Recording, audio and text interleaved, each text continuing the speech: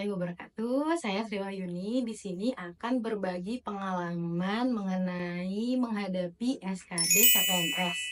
Nah, jadi alhamdulillahnya di tahun 2023 kemarin saya itu mendapatkan ranking 3 untuk formasi jabatan dosen asisten ahli dan waktu itu skornya adalah 411. Nah, jadi di sini saya akan berbagi tips kepada teman-teman, terutama ibu-ibu atau semua yang ada di sini yang sudah bekerja atau mungkin nggak sempat lagi untuk bimbel karena biasanya bimbel itu malam-malam dan kita nih biasanya ibu-ibu ya kalau udah malam itu ngurusi rumah.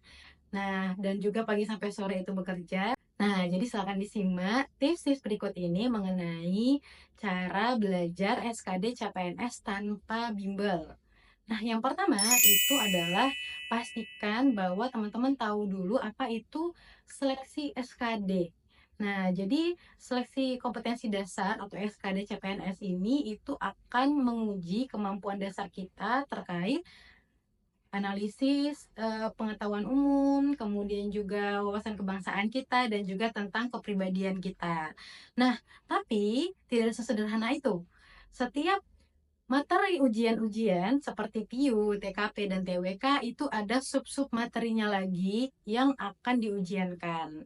Nah, jadi sebaiknya teman-teman mengetahui terlebih dahulu kalau TIU itu materi apa yang akan diujiankan. Kalau TKP itu apa saja yang akan diujiankan dan TWK itu materi apa saja yang akan dikerjakan nantinya di tes. Nah, ketika teman-teman sudah yakin, sudah tahu mengenai apa itu tes SKD CPNS, selanjutnya yang kedua, teman-teman silahkan untuk buat timeline terlebih dahulu. Jadi mungkin diprediksi terlebih dahulu, kira-kira tanggal ujian SKD teman-teman itu nanti tanggal berapa. Anggaplah nanti di akhir Oktober nih misalnya. Nah, saran saya seminggu dari 1 bulan untuk belajar SKD itu teman-teman alokasikan waktu untuk benar-benar mendalami, memahami, mencari tahu, dan membuat ringkasan poin-poin penting tentang materi-materi yang akan diujiankan. Misalnya, TIU itu apa aja yang diujikan? Misalnya tentang hitungan dasarnya apa, kemudian silogismenya apa, figuralnya apa, dan segala macamnya. Kemudian juga TKP. TKP itu nanti materi-materi apa saja yang akan diujikan. Oh, ada jejaring kerja, ada teknologi informasi, dan juga TWK kebangsaan itu apa saja yang akan diujikan. Teman-teman, silahkan uraikan terlebih dahulu TIU, TWK, dan TKP ini apa saja submaterinya, dan dalami itu terlebih dahulu kurang lebih selama seminggu. Sehingga kita punya pengetahuan dasar mengenai sub-sub materi yang akan kita hadapi nantinya. Nah, dan jangan lupa ketika mendalami materi-materi ini teman-teman juga buat note atau catatan penting mengenai tips dan trik. Nah, karena biasanya di dalam setiap submateri itu ada kata kunci yang memudahkan kita untuk dalam menjawab soal. Nah, misalnya nih, kalau dalam TKP tentang jejaring kerja, misalnya kita dituntut untuk berkolaborasi, misalnya seperti itu. Nah, maka itu adalah kata kunci dari submateri jejaring kerja dari TKP. Nah, sehingga nanti ketika kita menjawab soal itu kita bisa mengetahui nih clue dari soal tersebut dan oh ini jejaring kerja yang dituntut adalah jawaban seperti ini. Nah, sehingga kita bisa memfilter jawaban yang mengarah kepada kata kunci yang sudah kita pelajari. Nah, itu yang kedua. Yang ketiga, dari mana teman-teman bisa mempelajari materi-materi ini? Nah, itu teman-teman silahkan follow dan tonton semua video-video YouTube yang berkaitan dengan SKD CPNS. Baik itu TIU, baik itu TKP, baik itu TWK. Nah, tidak hanya materi-materinya, tapi kalau bisa teman-teman alokasikan dalam 1 hari itu ada mengerjakan soal. Nah, di YouTube kan itu banyak ya, teman-teman. Biasanya setelah nanti dipaparkan tentang apa itu TIU atau apa itu TKP, di video channel YouTube itu akan ada contoh-contoh soal. Jadi teman-teman silahkan kerjakan soal itu dengan jujur tanpa melihat catatan. Kemudian nanti bandingkan jawaban teman-teman dengan jawaban yang ada di soal video yang teman-teman tonton. Nah, untuk apa? Untuk kita ketahui di mana kelemahan kita. Misalnya, oh ternyata kita itu lemah di figural. Kita itu mungkin ternyata lemah di TKP misalnya seperti itu. Nah, itu dari mana kita ketahui? Dari soal-soal yang udah kita coba kerjakan tapi ternyata jawabannya masih salah.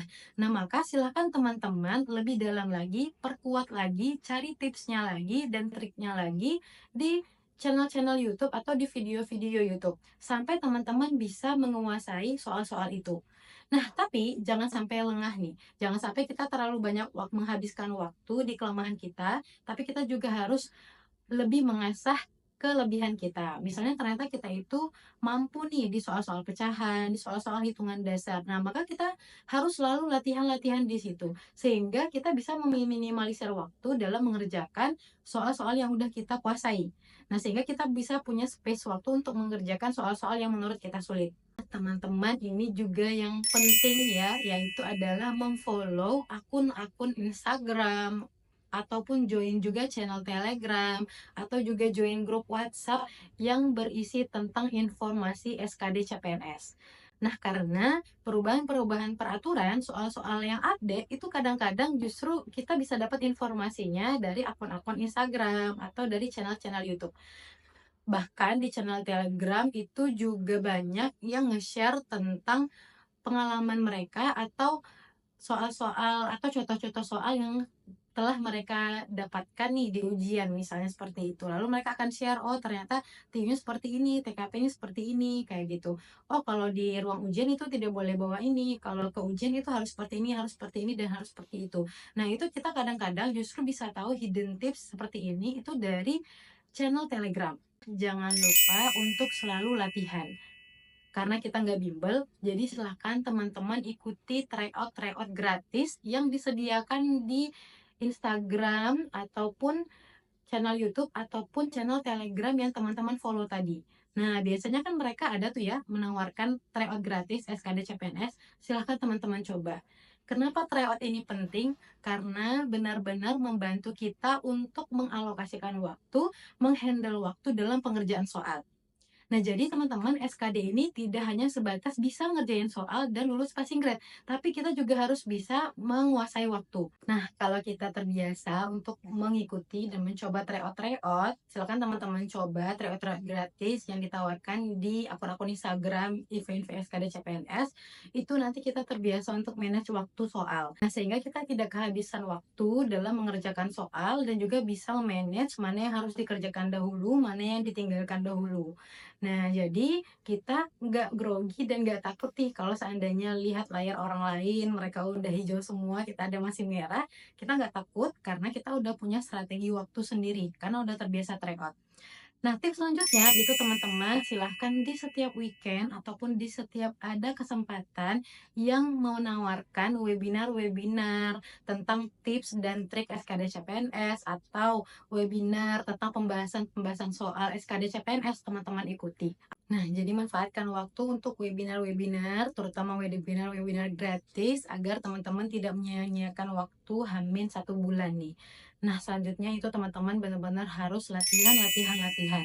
Jadi setelah seminggu memahami materi, selanjutnya itu memang mempersiapkan diri untuk latihan. Minimal itu 15 menit dialokasikan untuk latihan soal-soal.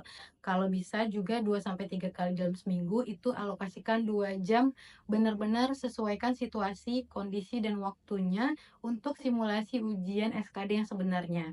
Nah, ini bisa ikut simulasi di tryout-tryout gratis sehingga kita bisa benar-benar siap mental untuk menghadapi kondisi ujian nantinya. Nah, jangan sampai kita gagal hanya karena grogi. Akhir itu adalah berdoa. Minta doa sungguh-sungguh sama Tuhan kita untuk memberikan rezeki kita dapat NIP tahun ini dan juga kita benar-benar memaksimalkan ibadah-ibadah yang sebelumnya mungkin tidak pernah kita kerjakan atau memaksimalkan ibadah-ibadah sunnah seperti tahajud, kemudian hajat, lalu sedekah, dan doa kedua orang tua. Nah, itu tadi teman-teman tips dan trik menghadapi SKD CPNS tanpa bimbel. Insya Allah kita juga bisa asalkan sungguh-sungguh yakin dan selalu latihan. Dan teman-teman semuanya untuk tips mengenai bagaimana menghadapi dan persiapan untuk hari H ujian SKD CPNS, apa yang perlu dibawa, cara mengerjakan soal, dan juga tips mengerjakan soal yang mana dahulu, dan juga tips duduknya di mana. Nah, itu ternyata ada tipsnya. Nanti kita akan dibahas di video selanjutnya. Jadi jangan lupa untuk like, komen, dan share video ini. Semoga bermanfaat. Saya Selma Yuni. Wassalamualaikum warahmatullahi wabarakatuh.